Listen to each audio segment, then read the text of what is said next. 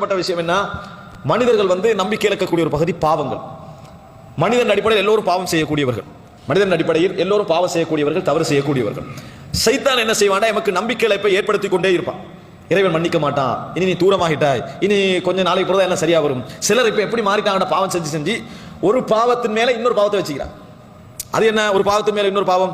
ஏன் தாடி வளர்க்குறீங்களே அப்படின்னு கேட்டா, பொய் சொல்லி கண்டிக்கிற டைம்ல நம்ம தாடி வளர்த்து என்னது வேலை இல்லை. பொய் சொல்லி கொண்டிருக்கிற டைம்ல தாடி வளர்த்து என்றைக்கு நம்ம பொய் சொல்லக்கூடாதுன்னு முடிவெடுக்கிறோமோ அன்றைக்கு தான் தாடி வளர்ப்போம். பாவத்துக்கு மேல இன்னொரு பாவத்தை வச்சுக்கிறாங்க. இந்த பாவம் இல்லாம போனாதான் இந்த பாவத்தை செய்வோம். அப்ப ஏன் பொய் சொல்றீங்க? எனக்குரிய தொழில் அப்படி. இன்ஷா அல்லாஹ் நல்ல தொழில் வந்துட்டுன்னா என்ன செய்வேன்? பொய் சொல்ல மாட்டேன். அப்ப எப்ப நல்ல தொழில் உங்களுக்கு வரும் நினைச்சு பாருங்க. இப்படி ஒரு பாவத்துக்கு மேல இன்னொரு பாவத்தை வைத்து அப்படி வச்சுக்கிறான், பழகிட்டு. சைத்தான் அப்படி ஒரு சிந்தனை ஏற்படுத்தி தூரமாக்கி வச்சுக்கிறான், தூரமாக்கி வைத்து இருக்கிறான். இது மாத்திரமல்ல, நிறைய பாவம் செய்தவர்கள் இறைவன்ட்ட மன்னிப்பு கேட்பதை விட்டு சைத்தான் தூரமாக்கிறான். முதலாம் முறை என்ன செய்யறது? பாவம் செஞ்சு இறைவன்ட்ட மன்னிப்பு கேட்டிருப்பாங்க, 2ஆம் முறை கேட்டிருப்பாங்க, 3ஆவது முறை, 5 முறை, 10 முறை கேட்டு 11ஆம் முறை சைத்தான் வந்துருவான்.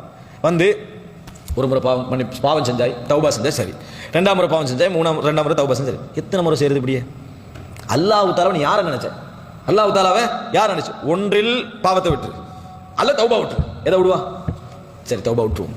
நம்ம என்றைக்கு பாவத்தை விடுகிறோமோ அன்றைக்கு தௌபாவை செய்வோம் அப்படின்னு முடிவு எடுப்போம். அவ்வளவுதான். ஏற்கனவே பாவமும் தௌபான் இருந்தவன் தௌபா இல்ல தொடர்ந்து பாவம் என்ன செஞ்சிருவான்?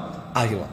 நான் இதை ஏன் சொல்லுகிறேன் என்றால், இறைவனுடைய மன்னிப்பை நாம் எப்படி புரிந்து கொள்ள வேண்டும்? பாவம் செய்யக்கூடாது, பாவத்துடைய தண்டனை அகோரமானது, அது எங்களோட உலக வாழ்க்கைக்கும் மறுமை வாழ்க்கைக்கும் ஏற்படக்கூடிய கேடுகள், தீங்குகள் சர்வசாதாரணம் அல்ல.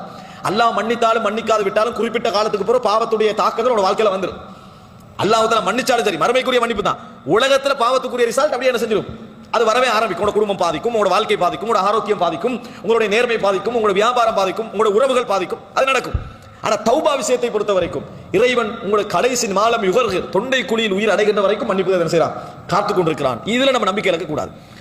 மக்கத்து காவிர்கள் ரசூலுல்லாஹி ஸல்லல்லாஹு அலைஹி வஸல்லம் இடத்திலே நிறைய பேர் இஸ்லாத்தை நம்ம ஏற்றுக்கொள்ளலாம், எமது பாவங்கள் மன்னிக்கப்படுமா? எமது பாவங்கள், அவங்க செஞ்ச பாவங்கள் அநியாயங்கள் சர்வசாதாரணமானதல்ல. அந்த மாதிரி பாவங்கள் அநியாயங்களை செஞ்சுக்கலாம். சிறுக்கை ஊக்குவித்தவர்கள், சிறுக்கை கொண்டு ஆட்சி செய்தவர்கள், அநியாயம் செய்தவர்கள். அப்ப நாங்க இஸ்லாத்துக்கு வந்தா எங்களோட பாவங்கள் மன்னிக்கப்படுமா என்கிற சிந்தனை அவர்களுக்கு இருந்தது. அப்ப காஃபிராயிருந்து வரக்கூடியவர்களுக்கு அந்த சிந்தனை இருக்கும். அந்த நேரத்தில் அல்லாஹ் தஆலா ஒரு வசனம் இறக்குறான். ஒரு அழகா இறைவன் தன்னுடைய ரஹ்மத்தை சொல்ல வேண்டிய இடத்துல சொல்றான். சூரா ஜுமர் 53வது வசனம். குல் யா இபாதி. அல்லாஹ் இந்த மாதிரி இடங்களை யா இபாதி என்ன செய்வான்? பேசணும். ஏற்கனவே யா இபாதி உங்களுக்கு சொல்லிக்கான. குல் நபியை சொல்லுங்கள், யா இபாதி அல்லதீன அஸ்ரஃபு அலா அன்ஃபுஸிஹிம். தங்களுக்கு தாங்களே அநியாயம் செய்து கொண்ட, அளவு கடந்து கொண்ட எனது அடியார்களே, எல்லை மீறிக்கொண்ட, அளவு கடந்து கொண்ட எனது அடியார்களே, லா தக்னது மிர் ரஹ்மத்தில்லாஹ்.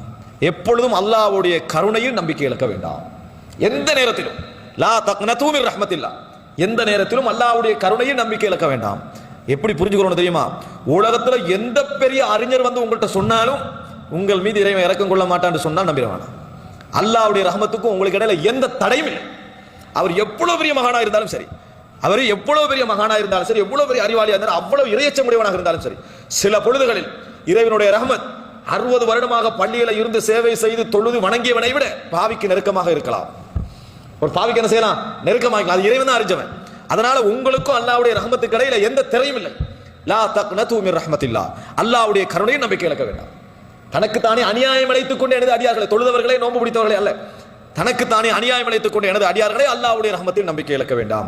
இன்னல்லாஹ யக்ஃபிரு துனூப ஜமீஆ. அல்லாஹ் அனைத்து பாவங்களையும் மன்னிப்பான். எந்த பாவமாக இருந்தாலும் அல்லாஹ் தஆலா மன்னிப்பு. இது அல்லாஹ் என்ன சொல்ல வரான் தெரியுமா? இது எனது உரிமை. பாவம் என்று ஆக்கியதே நான் தான், அத பாவம் என்று லிஸ்ட்ல சேர்த்ததே நான் தான். மன்னிப்பது எனது உரிமை. இந்த உலகத்துல எவனும் மன்னிப்பு வழங்க வேண்டிய அவசியம் இல்லை. இன்னல்லாஹ யக்ஃபிரு துனூப ஜமீஆ. அல்லாஹ் அனைத்து பாவங்களையும் மன்னிக்கிறான். இன்னஹு ஹுவல் கஃபூருர் ரஹீம். அவன்தான் மிகவும் மன்னிக்க கூடியவன், அவன்தான் மிகவும் அருள் செய்யக்கூடியவன். அப்படின்னா என்ன? இந்த உலகத்தில்